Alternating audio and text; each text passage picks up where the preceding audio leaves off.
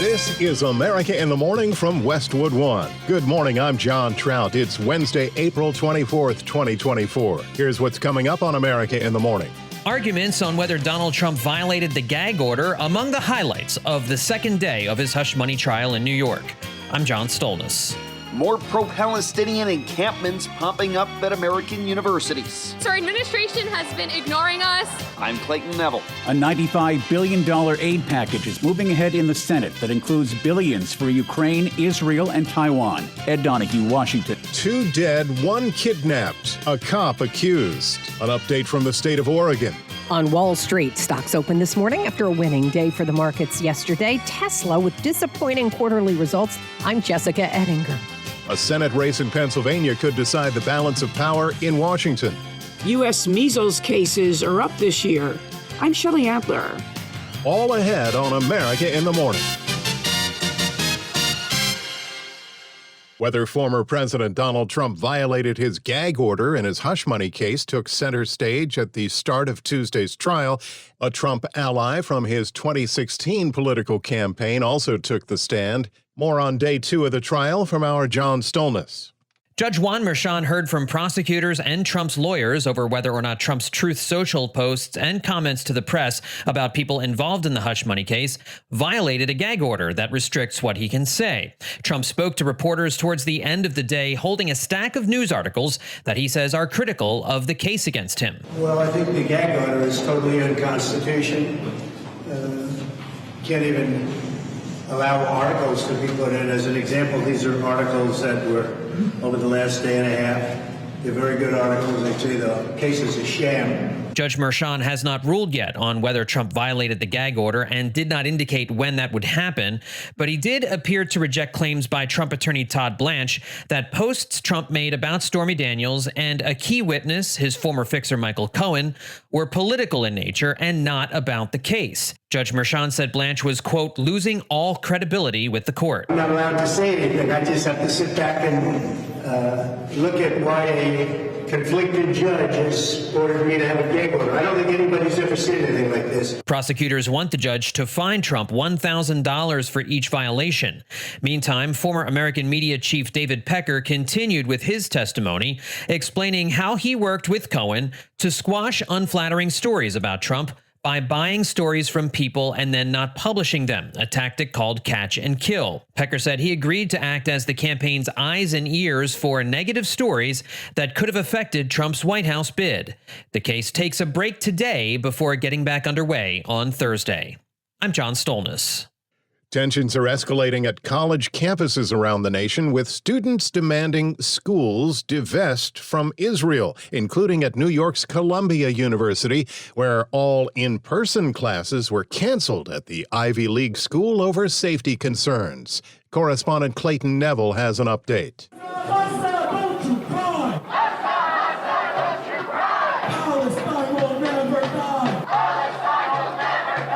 Pro-Palestinian encampments are popping up at MIT, at Cal Poly, the University of Michigan, and others. Rallies and protests being held on campuses across the United States. Those in addition to camps at Columbia University and Yale. Calls for a ceasefire in Gaza and demands of administrators. Yes, our administration has been ignoring us. We've had a meeting with them last semester, and we followed up with them, and have been continuously ignoring us and not meeting our demands. This woman's a student and organizer at the University of Texas at Dallas. We want our university to issue a public statement and call for a ceasefire in Gaza and stand with its Palestinian and Arab students. This week, a crowd was dispersed at a rally at NYU after police said they were pelted with bottles, and dozens were arrested at Yale. More than 100 taken into custody last week at Columbia.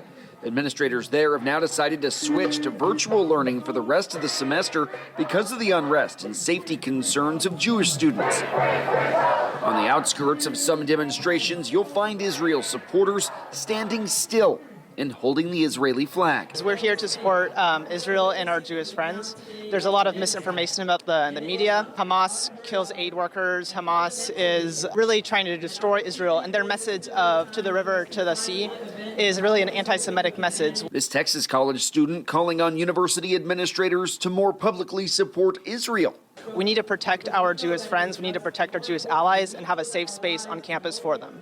Else we're going to risk becoming something like Columbia University, where we're discriminating against Jews. The political world, of course, reacting too. In the midst of his hush money trial, former President Donald Trump had a message for leaders at Columbia. Columbia should gain a little strength, a little courage, and keep their school open, because that means the other side wins. Many Republican lawmakers demanding that universities crack down on anti-Semitism on campus. Meanwhile, many of the schools seeing donors yank their financial support, or at least threaten to. I'm Clayton Neville. Senate overwhelmingly passes a new aid package. That and more when America in the Morning continues after these messages.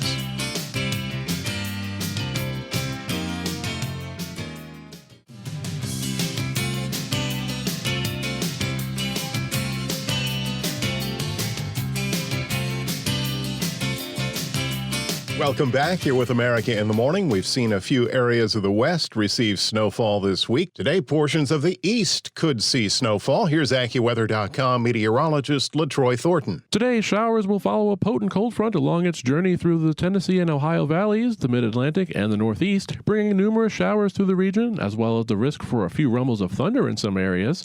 Once the colder air trickles in, watch for a high-elevation snow in a few locations from northern areas of New York and Vermont into interior Maine, as well as yet another chance for frost or a freeze from western North Carolina and West Virginia across all of New England except the southern coast, plus a swath of the Great Lakes region early Thursday morning. A similar risk persists early Friday morning in the Northeast as the Great Lakes region starts to thaw. A bit to the west, a new disturbance takes shape over the central and southern plains through the coming days as the cold front instead stalls over that area. This will allow warm, moist Gulf of Mexico air to flow northward into much of Texas and Oklahoma today, ripening the atmosphere for showers and thunderstorms at times into tonight. This primed air mass lifts northward on Thursday, allowing a multi-day severe weather event to unfold across the center of the nation, bringing the risk for damaging hail, strong winds, and tornadoes from the plains into the Midwest through Sunday. Rounds of thunderstorms over this time span are expected to pose a flooding risk as well. Stray thunderstorms redevelop in parts of the west today as the storm heads toward Southern California, and storms may occur from the high ground of central and northern California into mainly southern parts of Wyoming and Idaho, mainly during the afternoon. A separate disturbance means showers for western Washington. In Boise, Idaho, a warm day is in store today with clouds mixing with afternoon sun and perhaps a shower with a high of 75. In Detroit, expect a cool day with breezy conditions and brightening skies and a high of 51. That's the nation's weather. I'm AccuWeather.com meteorologist LaTroy Thornton. I'm John Trout. Remember, you can follow us wherever you get your podcasts. Apple, Spotify, Amazon, YouTube. Just search America in the Morning in your favorite listening app. The Senate on Tuesday night, by a 79-18 margin, passed an aid package providing billions for Israel, Ukraine, and Taiwan, with a measure for Chinese-owned TikTok to be sold. As Ed Donahue reports, the Pentagon is ready to immediately ship Ukraine a massive military package once the funding bill is signed by President Biden. Rest assured, America will never shrink from its responsibilities as a leader on the world stage. Today, tonight, we make Vladimir Putin regret the day he questioned American resolve. The bill has been slowed down by Republican opposition in the House. The war in Ukraine is a stalemate, has been for a while. Pouring more money into Ukraine coffers will only prolong the conflict and lead to more loss of life. Instead, Congress is rushing to further bankroll the waging of a war that has zero chance of a positive outcome. In the Senate, Washington Democrat Patty Murray says the U.S. is on the clock. There is no reason, no excuse for delay, not when bombs are falling on our allies, not when civilians, including kids, are suffering and starving, not when the world is watching to see if America is still united enough to lead. In Ukraine, desperate troops are rationing or running out of ammunition on the front lines. Minority Leader Mitch McConnell says delay has strained the prospects of defeating Russian aggression. Dithering and hesitation have compounded the challenges we face. McConnell has made clear stopping Vladimir Putin is important enough for him to stake his political capital. Ed Donahue, Washington. A former Washington state police officer accused of killing his ex-wife and his girlfriend, as well as kidnapping a baby, shot himself during a pursuit with police in Oregon. Police say Elias Huizar was spotted by state troopers on Interstate 5 near Eugene, Oregon. Huizar led police on a high-speed pursuit that ended when he stopped his car and shot himself in the head. Also in the car, a 1-year-old boy the former police officer kidnapped. That child is now safe. At the time of the shooting, Huizar was under conditional freedom after being accused of raping a teenager. When we return on America in the Morning, U.S. markets rebound, and more on the U.S. versus TikTok after these messages.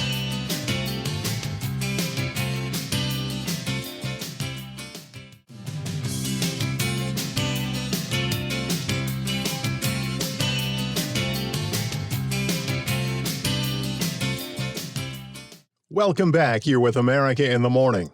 The Business Report is sponsored by Fisher Investments. Fisher Investments takes a disciplined approach with investing, helping clients navigate volatile markets. Learn more at FisherInvestments.com. Wednesday business headlines with CNBC's Jessica Ettinger. Wall Street opens this morning after a winning day for the major averages. We're about halfway through earnings season now. Strong quarterly results yesterday from General Motors, PepsiCo, and UPS. After the closing bell last night, Tesla reported disappointing quarterly results, but it said it plans to introduce a cheaper electric vehicle next year. And that, for many investors, is the good news they were waiting for. The concern has been, are they not going to be developing a new lower-priced vehicle? Well, they do say within their release that they have updated their future vehicle lineup to accelerate the launch of a new lower-priced, more modestly priced vehicle in the second half of 2025. CNBC's Phil LeBeau. Tesla also announced job cuts, 6,000 people in California and Austin, Texas. Sales of its current models have slowed. New construction home sales rose more than expected last month, to the most since last September. Lots of home builders have been cutting their prices and offering incentives. America's third biggest home builder, Pulte Homes, it's been taking mortgage rates down from 7.5% for a 30-year fixed into the 5s. They are using rate buy-downs, saying that the average Pulte buyer was getting a 5.75% starting rate as opposed to the 7.5% rates we're seeing now. CNBC's Diana Olick. What's the latest from Washington on the TikTok scandal? Well, President Biden said he would sign legislation on his desk. How to handle TikTok is wrapped in foreign aid bills for Ukraine, Israel, and Taiwan. TikTok's CEO is vowed a court fight. But one expert tells MSNBC he doesn't think TikTok's going to be banned. Ban was the wrong word. This will be a divestment. I've always found in situations like this, money wins, and there's both American and Chinese investors that have about $250 billion on the line. So my prediction would be you're not going to lose your TikTok. It will be divested. People will make a lot of money, and we will restore the same type of trade symmetry that China demands. I'm now going to list every American media company that's been allowed to operate in China. Okay, I'm done. This is about trade asymmetry. You don't need to wrap yourself in an argument around First Amendment. This is trade symmetry. They would never let us do this there. NYU marketing professor Scott Galloway.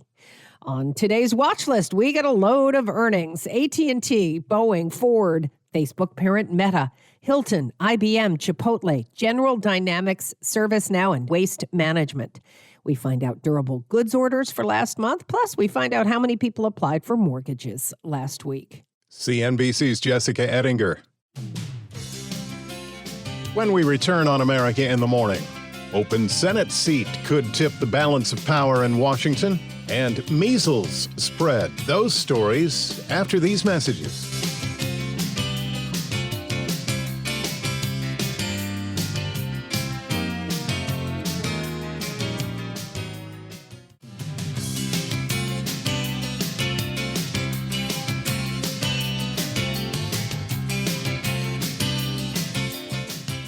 America in the Morning rolls on. The stage is set in Pennsylvania for what's expected to be the most watched U.S. Senate race in the nation for the November election.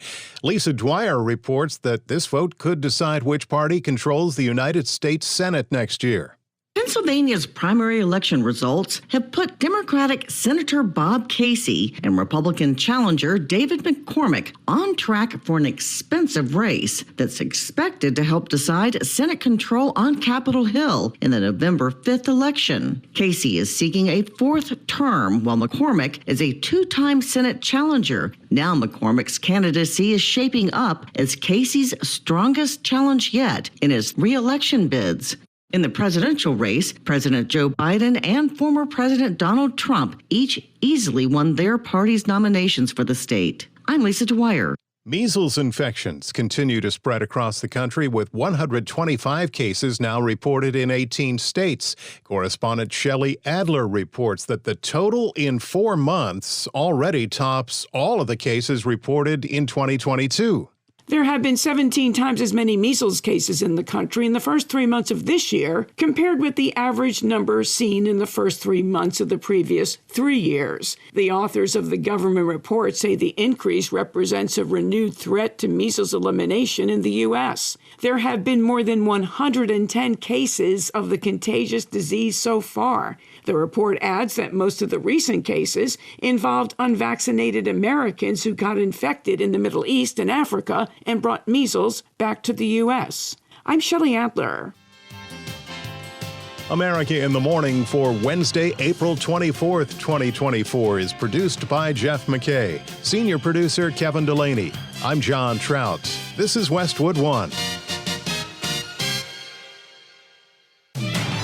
This is America in the Morning from Westwood One. I'm John Trout. Coming up this half hour, Trump holds court outside his New York trial. We'll have details. President Biden takes the issue of abortion to the state of Florida. Next week, one of the nation's most extreme anti-abortion laws will take effect. I'm Linda Kenyon. The governor of Tennessee considering a bill that would allow teachers to carry guns in schools. I'm Clayton Neville. A woman who plowed her car into a birthday party faces a judge, and cyber attacks are on the rise. A Wall Street Journal reporter will stay jailed on espionage charges in Moscow until at least late June. I'm Haya Panjwani. The infamous blue milk from Star Wars is now available at your local grocery store. I'm Kevin Carr. Back after these messages.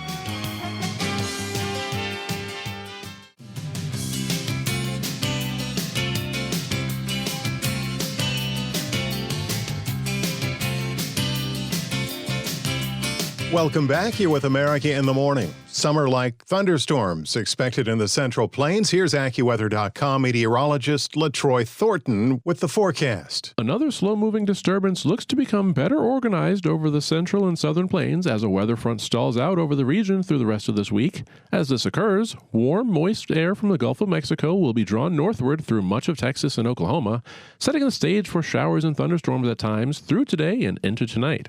As the warm, moist air lifts farther northward on Thursday, a multi-day severe event looks to take shape across the nation's midsection, with a risk for hail, damaging winds, and even tornadoes continuing from North Texas into parts of Missouri through Sunday. These repeated thunderstorms will also pose a flooding risk in some of these same areas. Farther to the east, showers track along a cold front passing through the Tennessee and Ohio valleys and through the northeast, with widespread showers around the area today and even the risk for some rumbles of thunder in spots. As the colder air filters in, a bit of high-elevation snow also will be possible from far northern New York and Vermont into interior sections of Maine, with another risk for frost or even a freeze expected from western North Carolina through West Virginia, across much of the Great Lakes region and all of New England except the southern coastline early Thursday morning. Spotty thunderstorm activity continues in portions of the west today as a disturbance barrels toward Southern California, with storms possible from interior parts of central and northern California, across southern Idaho and portions of Wyoming, especially during the afternoon hours. Otherwise, a separate storm brings showers to western parts of Washington state today, with perhaps some snow through the Cascades.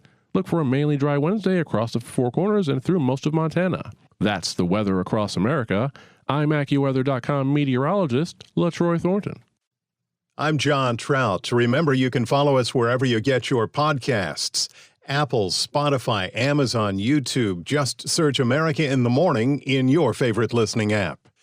A tabloid publisher took the stand in New York, saying he pledged to be the Trump campaign's eyes and ears during the 2016 presidential race. As correspondent Julie Walker reports, the judge in Trump's hush money trial had strong words for the former president regarding the gag order he imposed. And after leaving the courtroom, Donald Trump met with the media. The case is a sham, and it shouldn't even be tried. It shouldn't have been submitted. And I don't even know if you're allowed to put them in. We have a gag order, which to me is totally unconstitutional. I'm not allowed to talk, but people are allowed to talk about me. So they can talk about me, they can say whatever they want, they can lie, but I'm not allowed to say anything. I just have to sit back and look at why a conflicted judge has ordered me to have a gag order. I don't think anybody's ever seen anything like this. Testifying in Donald Trump's hush money trial, the former publisher of the National Enquirer, David Pecker, told jurors that Trump's lawyer and fixer, Michael Cohen, would call him and say, "We would like for you to run a negative article on a certain political opponent." Pecker said he would send me information about Ted Cruz or about Ben Carson or Marco Rubio, such as bungling surgeon Ben Carson left sponge in patient's brain. Pecker said he would send Cohen drafts of these stories to which Cohen would provide feedback. Asked if he knew whether Cohen ever shared these stories with Trump, Pecker said, "I don't recollect that, no." Trump pled not guilty to charges of falsifying business records to cover up salacious sex stories about him during the 2016 campaign. At court in Manhattan, I'm Julie Walker. With Donald Trump occupied in a New York City courtroom, President Biden took his abortion message on the road as he campaigned in Florida. Correspondent Linda Kenyon has the story. At a campaign stop in Tampa, President Biden said former President Trump is proud that the Supreme Court overturned Roe v. Wade, thanks to the conservative justices he appointed to do just that. There's one person responsible for this nightmare, and he's acknowledged and he brags about it, Donald Trump. The Supreme Court's decision sent the matter to the states, and in just 1 week, the state of Florida will implement its own 6-week ban on abortion. It's criminalizing reproductive health care before women even know whether they're pregnant. I mean, this is bizarre. Florida's law is one of the most restrictive abortion bans in the country, and the president says if Trump is reelected, the bans won't stop there. We can stop it when you vote. And Biden says if the voters reelect him, there will be no federal ban on abortion. If Congress ever passes a ban, I will veto that ban. Elect a Democratic Congress, Kamala and I will make Roe v. Wade the law of the land again. Saying women this November will demand their right to make decisions about their own bodies. Donald Trump will ripped away the rights of freedom of women in America. It'll be all of us who restore those rights for women in America. And when you do that, we'll teach Donald Trump and extreme MAGA Republicans a valuable lesson. Don't mess with the women of America. I mean it. Linda Kenyon, Washington. A bill that would let teachers carry guns in schools along with firearms training is headed to the governor's desk in Tennessee. Correspondent Clayton Neville reports that measure is opposed by a number of students and parents who took their message to the Tennessee state legislature.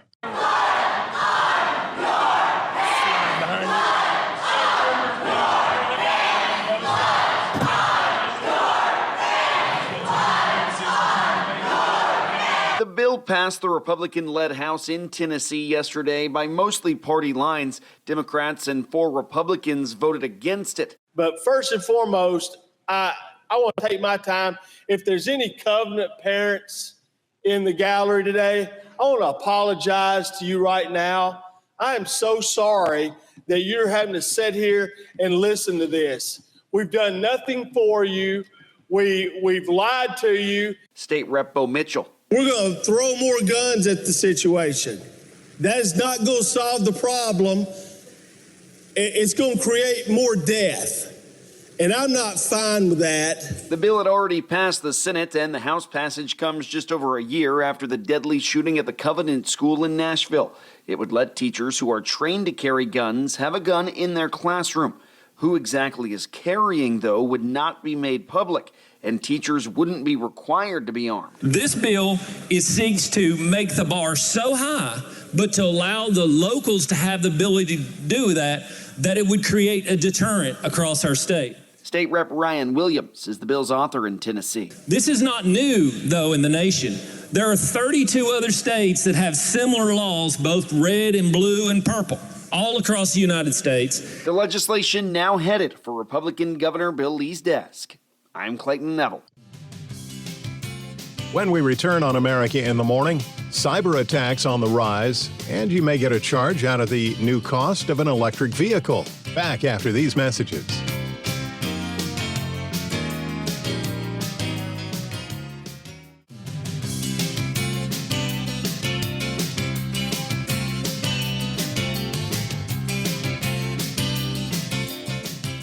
Welcome back. You're with America in the Morning. I'm John Trout.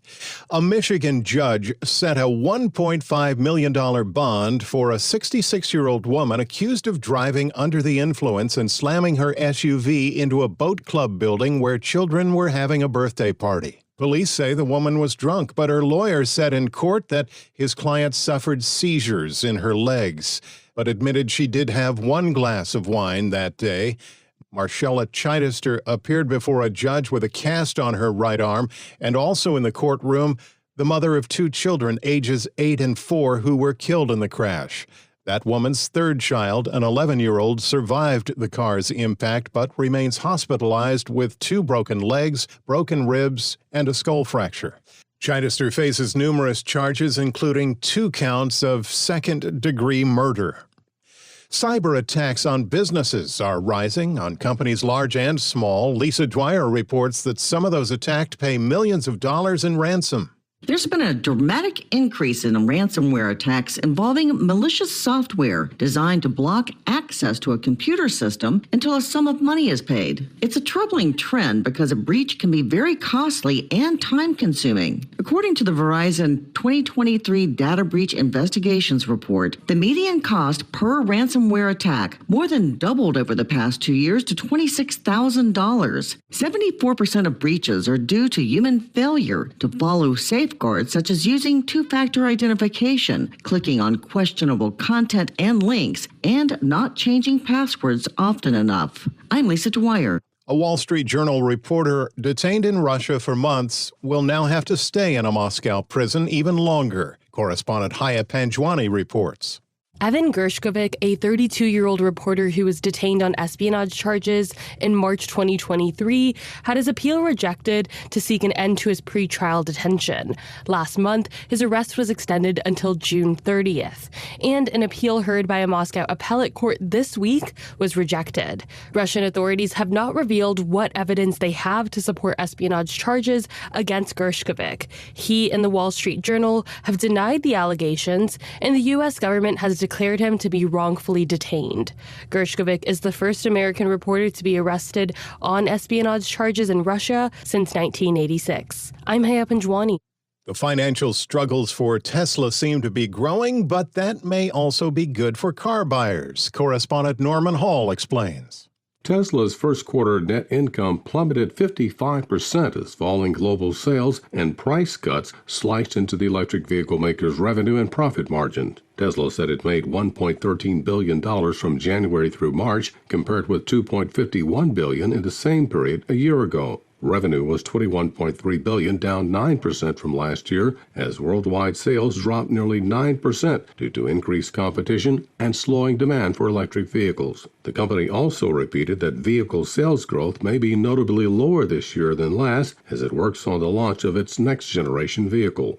I'm Norman Hall. Mega online delivery giant Amazon is offering a new subscription grocery service with lower prices for everyone. Here's Chuck Palm with that in today's Tech News.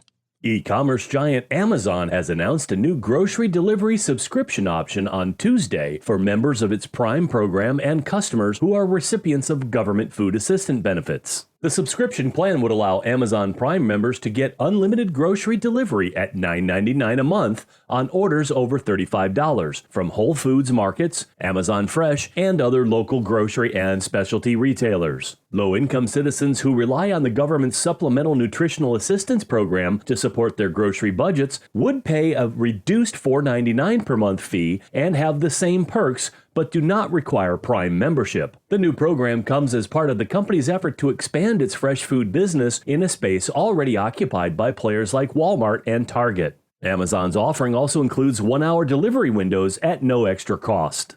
Bitcoin trading at $66,000 and Ethereum at $3,200. For more tech news, visit allthetoptech.tech. I'm Chuck Palm. The National Football League's annual draft will be held starting tomorrow night, and as correspondent Mike Hempen reports, it'll usher in a new crop of talented stars, but also bring in millions of dollars for the host city, Detroit. Detroit was once one of the country's largest and most powerful cities, and it has bounced back after filing for bankruptcy in 2013. Lauren Stovall, the business lead at Hot Sam's, the 103-year-old men's clothing store and tailor shop, says people visiting the city for the first time will be surprised by what they see. What's so great is when people actually come to Detroit, they are blown away because Detroit is not what they might have thought. Rocket Mortgage majority owner Dan Gilbert says the draft is a good chance for Detroit to showcase itself to the rest of the country. I think it's going to be another milestone in pushing Detroit up in people's minds. There are new hotels, high-end and trendy restaurants and bars. Crime has been trending down in Detroit. The 3-day draft is expected to bring at least $160 million to the city. I'm Mike Hempen. With a closer look at what's happening in sports, here's our Robert Workman. NBA playoffs first round, the Timberwolves smothered the Suns 105-93 to go up 2-0. Coach Chris Finch crediting the sixth man in Minnesota. Fans have been unreal. Our guys have risen to their energy, and we're locked in from the start. Elsewhere, the Pacers rolled over the Bucks 125-108, their first playoff win in 6 years. 37 points for Pascal Siakam. The series tied at 1. Mavericks battled past the Clippers 96-93 to even that set at a game apiece. 32 for Luka Doncic. Stanley Cup playoffs first round, the Rangers tipped the Capitals 4-3 for a 2-0 series lead. Panthers went overtime to deflect the Lightning 3-2. Carter Verhaeghe scored 3 minutes into OT. Florida up now 2-0. Out west, the Avalanche rocked the Jets 5-2 to level that series at 1-1, and the Predators pelted the Canucks 4-1. They're tied at 1 game apiece. Baseball, the Guardians stayed hot with a 4-1 win over the Red Sox, their 5th win in a row, extending the best start in franchise history, 17-6. Reds ended the Phillies' 7-game winning streak with an 8-1 rout. Braves blanked the Marlins 5-0. Max Fried tossed a 3-hitter. Mariners shut out the Rangers 4-0. Logan Gilbert and the Filberts with a 3-hitter. Julio Rodriguez hit his first dinger of the season. Diamondbacks demolished the Cardinals 14-1. Pavin Smith hit a grand slam and drove in 6. Arizona leads the majors in scoring despite their sub-500 record. Brendan Rodgers hit a go-ahead salami to lead the Rockies past the Padres. Pirates nipped the Brewers. Andrew McCutchen led off the bottom of the first with a home run for the second straight night. Angels over the Orioles. Mike Trout hit his first leadoff homer since 2012. Dodgers nailed the Nationals. Shohei Ohtani put a 450-foot shot into the second deck on his first trip to D.C. Tigers overpowered the Rays. All of the runs via the long ball. Riley Green hit 2 of them. Mike Tauchman hit his first 2 taters of the year as the Cubs clubbed the Astros. Twins got 2 in the ninth to walk it off over the White Sox. Yankees held off the A's. Giants beat the Mets, and the Royals shaded the Blue Jays. That's Wednesday Sports. Thank you, sir. When America in the Morning returns, an important story, including a phone number we should all be aware of. Also, lapping up Star Wars. Those stories after these messages.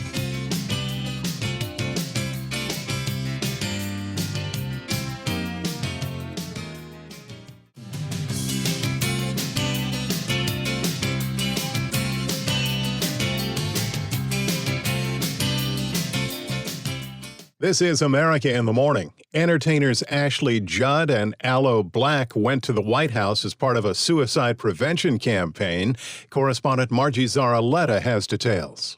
White House officials outlined funding and initiatives for preventing suicide, but it's the insight from Aloe Black and Ashley Judd that they're hoping will hit home. Black, whose collaborator Avicii died by suicide in 2018, says calling a friend can make a difference, especially if you share a happy memory or even a song. This little light of mine, I'm gonna let it shine, let it shine, let it shine, let it shine.